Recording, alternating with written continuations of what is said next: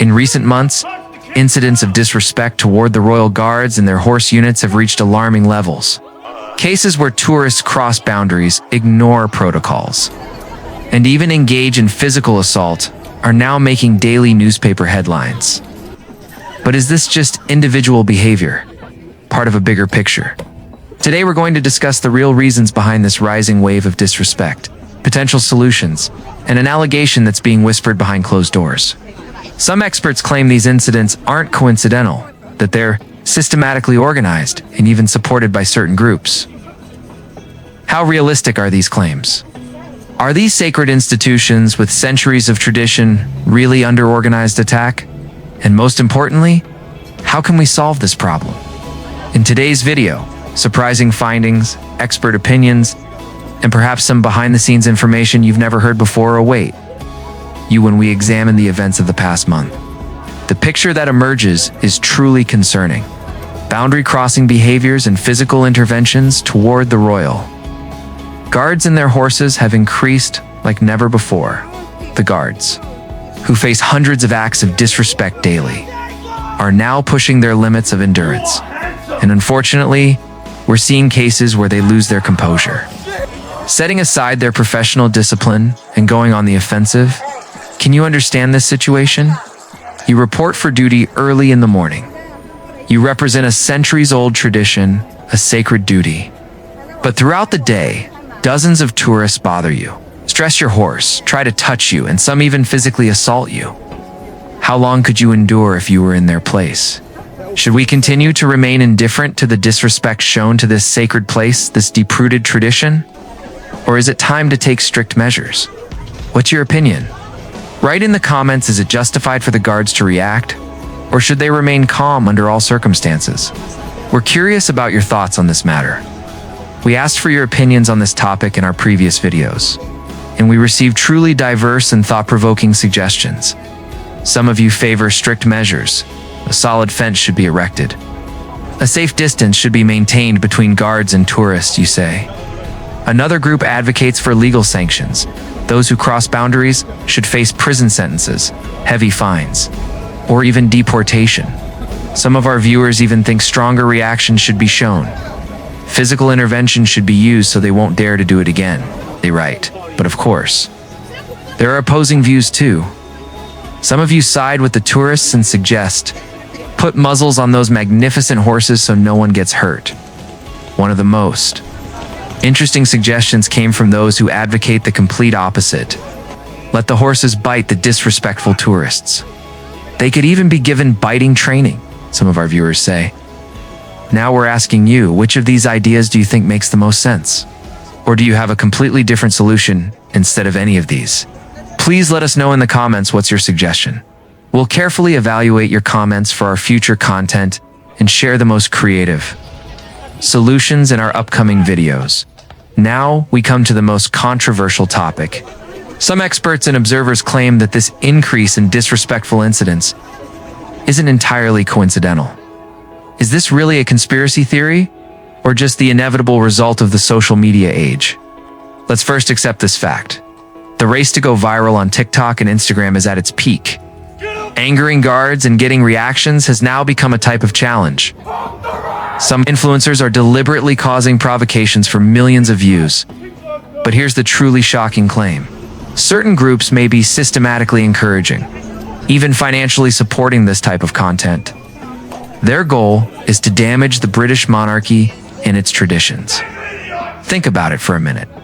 Would this many people start behaving the same way at the same time? Or is there an invisible hand behind it? Some researchers argue that even those recording these incidents are organized. They're not there by chance. So what do you think? Is this just social media madness, or really an organized movement? If it is organized, who or which groups might be behind it? Share your thoughts in the comments. We want to hear your theories on this topic.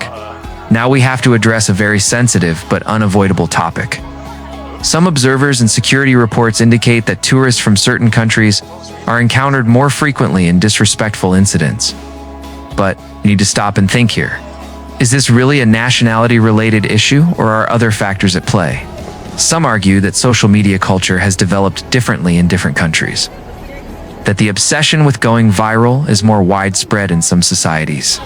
Others think cultural differences and perspectives on monarchy and traditions are influential.